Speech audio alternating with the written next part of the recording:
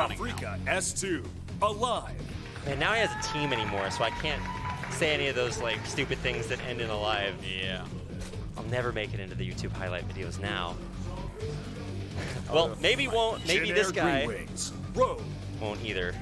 Well, maybe he will. I don't know. I really want to see. I always hate seeing those like legendary players kind of start to, fall off and dwindle away. And I definitely think that at least from kind of watching Rogue recently in online tournaments, his results have been actually fantastic. But when it comes to offline, which is obviously GSL and tournaments where you have to really prepare ahead of time, I don't know. Maybe this is aLive's chance to kind of reclaim his glory. But they're both fighting kind of for that same thing. Yeah, I agree with that. Now, this is a very aggressive opening by Rogue. Like, this is like a 13-12 basically. So let's see what he wants to do with it. I mean, it might be just so simple as send your Zerglings across the map, get that cancel, maybe break the wall as well, because I mean, a lot of live fans out there, but I'm sure that somewhere downstairs No Regret is wiggling right now, because this is one of his builds where you break through the reactor and stuff. It's like he has told me and I think most of the world all about all the various ways you can destroy good players with this build. Yeah, and you mentioned breaking through the reactor. I mean, Thunderbird is one of our kind of wackier maps where there are a lot of different, pathways that you would not necessarily traditionally be able to travel, especially if you want to mine those out with bringing some drones. Or there's a lot of crazy stuff you can do, and certainly this is one of them. But especially with this Reaper getting out here, let's see how many Zerglings he's going to be able to notice. Well, he's keeping them over there, and now all these Lings get to go for the counter. So let's see what the reaction is. I think that this is probably a canceled CC, right? I mean, it's yeah, there it is. Yeah, there's no other way to do it. And notice how he cancels his add-on and then floats this immediately. That was a really great move by aLive. Yeah, you never want to have that moment where you have to spam rebuild the add-on and it keeps getting taken down. You have to block. It's just total tragedy. But now he's able to re-wall because of that cancel. Okay, so, now you don't have an add-on. You just restarted your command center. It's kind of a tough spot for aLive, but let's not forget, a lot of the economy was thrown away by Rogue to do this. Certainly. And even though he is droning behind this, he's not like completely like hard committing to this. Who do you think was like more set behind there? Because for aLive, everything is just going to be way later. But, I mean, maybe Rogue realizes the pressure is off so he can just re-drone. Yeah, he's certainly going to be able to re-drone. And let's not forget, he kind of has some map control. You're kind of forcing the Reaper to be back. Right. Your opponent's playing a little bit in the dark. They have to play slightly defensively. But I feel like aLive reacted. Wow, that was really nice. But I feel like overall, aLive reacted basically perfectly. He did not screw around with the command center. He did not screw around with spam rebuilding tech labs to hold, right? That's what you see a lot of the times against this build. Yeah. So I think that he dealt with it well. So while I'm feeling fine about the overall position of the Terran player, I still feel like Rogue is okay just because aLive hasn't shown, the ability to win in GSL this year, as brutal as that is to say. Yeah, I mean, he's good enough to qualify for this tournament, but to give you a context, in order to qualify, he lost the first day's qualifier, and then on the second day's qualifier, he beat Nice and Armani and qualified that way. Okay. I think it was Armani. Yeah. I mean, Armani's pretty good, but, that's not... You're not knocking out someone that's around a 32 player every season, and you're not knocking out around a 16 player for sure. So, not the hardest path. Yeah, and I think for aLive, he also recognizes that he has a lot to prove here. We might say it, but obviously the players feel it when their performances haven't been, living up to the hype. But I don't know. I'm open-minded. So let's see what the follow-up is going to be. There's a Banshee on the way, 2 more racks in production, and we're getting double engineering bay behind it too. Yeah, a lot of spores went up there by Rogue, so he's pretty ready for this harassment. Baneling Nest coming up, more Lings being made. Not sure exactly what the... Oh, is he... Oh, wait, no, never mind. I was like, is he going to do a drop? No, he sees the command center. Anyways, Not sure if Rogue is gonna like pull the trigger and try to get aggressive again. I mean, I don't think so. Obviously, we do see the Baneling nest coming down, but he's just massively droning behind us. So yeah, not really. Kind of both players recognizing, wait, this is the place where we power up and get ready for phase 2. I wonder if the Baneling nest is a nod towards the possibility of a Hellbat Banshee push, right? That's definitely something that you see from time to time. I can't think of why else you'd be having a Baneling nest right now, but 5 gases going down at once seems about right. Yeah, for sure. I mean, I guess that's a good way to put him. To use gas. Let's get 5 of them. I mean, he's also building double Evo chamber, right? So he's going to pump some of that into there and continuing to expand and build more drones. He's going up to, I think, 60, yeah, about 60 when all this is said and done, 65, 70. He's just not stopping. I mean, Rogue was a little bit of that Zerg TY for a while where he'd just get comically high drone numbers. Well, I really like that style of play no matter what race you play. If you want to get 80, 90 workers, I think it's an awesome way to play. It can get a little bit confusing because your standing army power won't be as strong as your opponent's, but there's ways to play around that, and Rogue is definitely a master of those types of ways. Now, both of them do have upgrades on the way. Obviously, we see aLives are a lot quicker. He kind of did get himself into this position with that great reaction to the Zergling Rush. So, you know, we might have a pretty strong timing attack coming out of aLive in the future. I hope so, because, man, I just see it so often where the Terran player will kind of pull back and maybe play a little bit too defensively, especially after they're faced with such heavy aggression early on.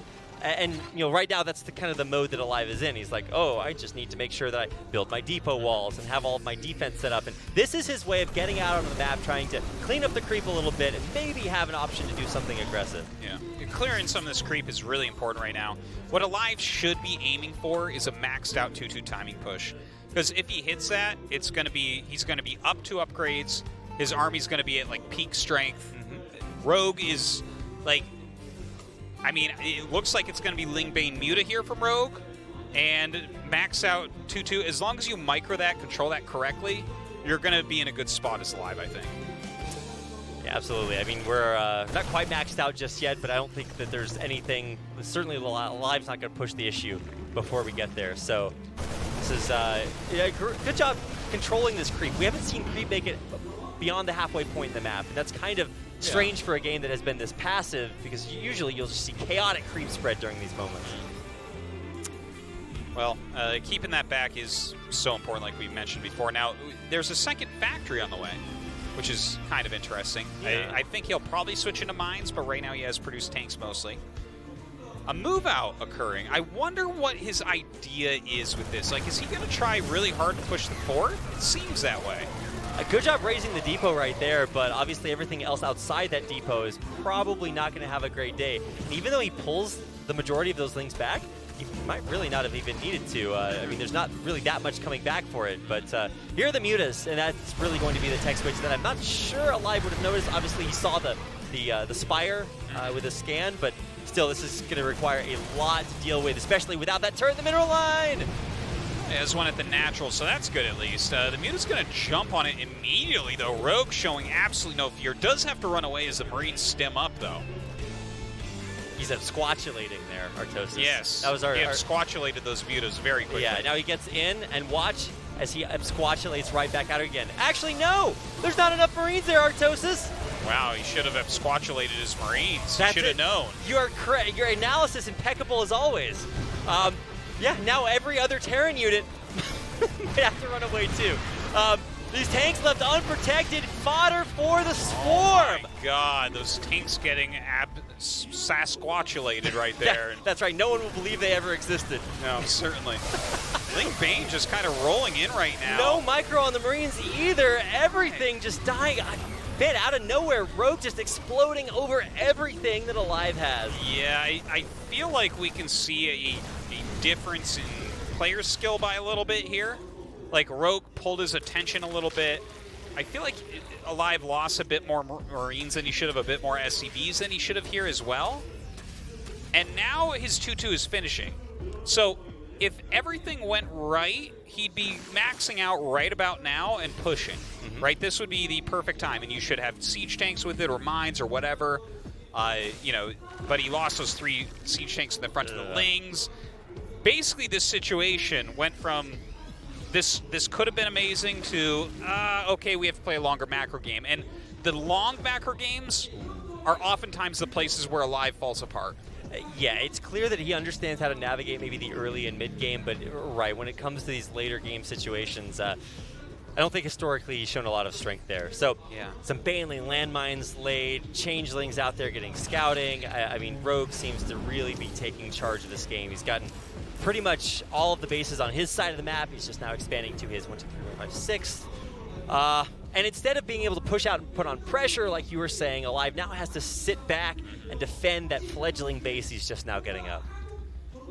Yeah, you know, at least he is on 4 bases. Like, if he had to start that 4th command center or something, that would have been just the worst.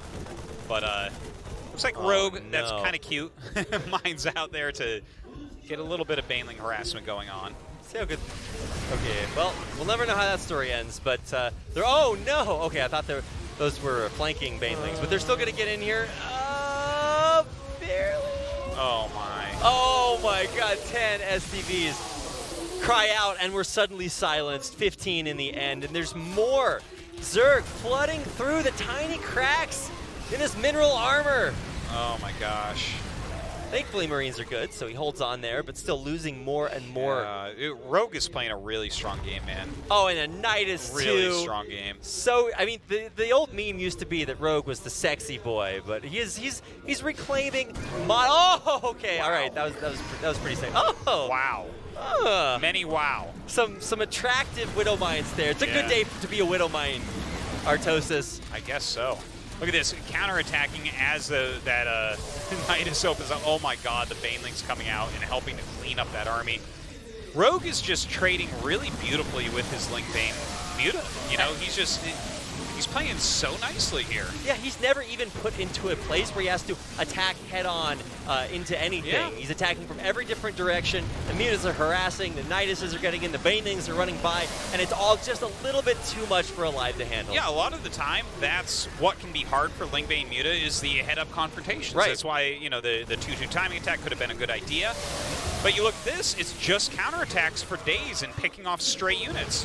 Rogue is playing a magnificent game, and aLive is having a hard time defending everything. Yeah, he's just being picked apart little by little, and that's it. GG Rogue takes out aLive in game number 1.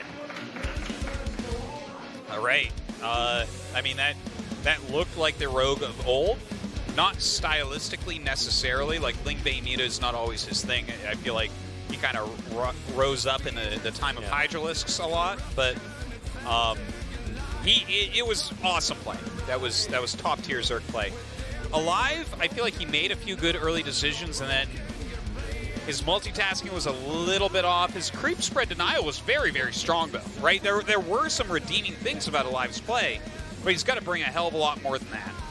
Yeah, for sure. I mean, I remember aLive in his heyday as the guy who would perennially eliminate Scarlet and a lot of other very strong Zerg players from the early rounds of, 32 and 16. But it's been a long time since then, and so it's nice to see that aLive at least reacts correctly in a lot of situations. But Rogue clearly the superior player in game 1. All right, Cyber Forest going to be our next map. Pretty small map overall. Maybe aLive can hit a nice timing push here. I feel like that's where his strength is. He needs to get Rogue in that mid game. Let's get into it. Game 2 on Cyber Forest.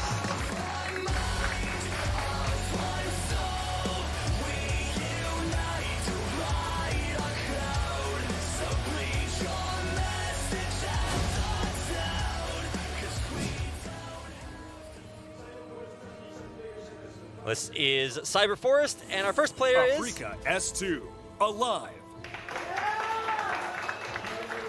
I think during his speech, Kevin said something nice about hoping that his players do well. Well, this is one of them. Hopefully, he can live up to the expectations. Yeah. This is Jin Green Wings, Rogue. He's got some expectations too. It's like if you have one of the coveted spots on the last remaining Korean pro game team, you better earn it. Well, I tell you, he is a champion of many, many tournaments. Not GSL yet, though. Yeah, that's true. He's won just like hundreds of thousands of dollars in other tournaments. I think he's the 3rd highest winning player in the world. Probably, right? It's like Maru Innovations, Serral must be up there now. Yeah. I don't check SC2 earnings every day like Todd, so I'm not 100% up to date. Yeah, but you I can't tell which players are the best. Imagine. Well, we're pretty sure that Rogue has been an incredible player at many points in his career, but yeah. It's time to get back to the top, just like our excellent fanalist has said. Fanalist? Yeah, a fan who's an analyst. Okay. Yes. That's what the sign said earlier. But gotcha. yeah, I always pretend like all the signs are written in Korean. Oh, I just don't even. I'm normally, the thing is, we have two screens. One is always in game. If there's one thing I bring to the GSL, it's fan interaction, Artosis. That's what they're always saying about you. If it's not me in the crowd with a fan sign, it's somebody else. So gotta put some respect on that name. Well, either way, this time maybe aLive will get a chance to build his add-on. It certainly looks that way. Yeah. Nothing cheeky coming out of Rogue this game. So aLive going to be able to do as he has practiced. I'm hoping that we can see him hit something very sharp. You know, aLive is a player that wants some micro smallish to medium-ish amounts of units. He wants to hit timing attacks, very sharp ones. He wants to get some multi-pronged harassment going at that time. But, you know, like we were talking about, if it gets in those later games, which is actually where Rogue is very strong, you know, that's aLive's weakness versus another Zerg's strength. Yeah. So that is absolutely not the territory he wants to go into. Definitely again. a mismatch.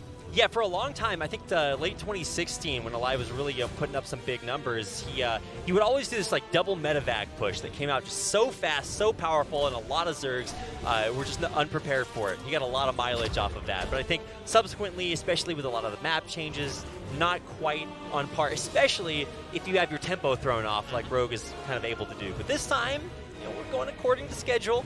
We're playing an honorable macro game for now. That's what we want, honorable macro games. So the starport coming up, making Hellions at the moment, everything looking very normal. We'll see what type of tech Rogue wants to do with this layer. Well, he's getting it pretty much harassed, unscouted for the meantime. Yeah, I'm trying to keep an eye on this Reaper. Finally, it gets around the Zerglings. Yeah, it'll see that third base. Shouldn't be too much of a surprise. He was pretty actively preventing the drone from getting over to the third that Rogue wanted to take. Popping up, but good no. Catch. And now the Queen's pushing it back. I love that type of little to and fro, where they both know what each other is doing and how to do it perfectly against each other, and they both still go for it. Because if their opponent doesn't do what they're supposed to do, then hey, you get the Reaper in or something, right? Oh, and there it is. Yeah, all right. I was wondering if we're done with the honorable macro time. It's time to get dirty.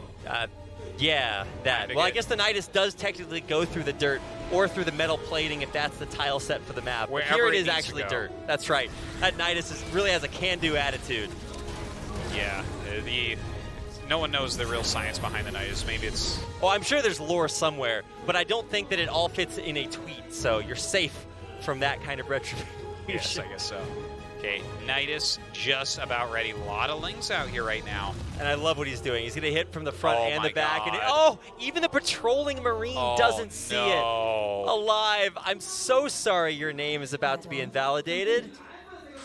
Oh, this is bad news. The Hellions are running across the map. He's going to lose one stationarily. And, congratulations, you're harassing the middle line. But look at what's happening in your base from the front to the back. God. Everywhere being run over. There's nothing that aLive can do at home. These Hellions harassing are totally perfunctory. GG.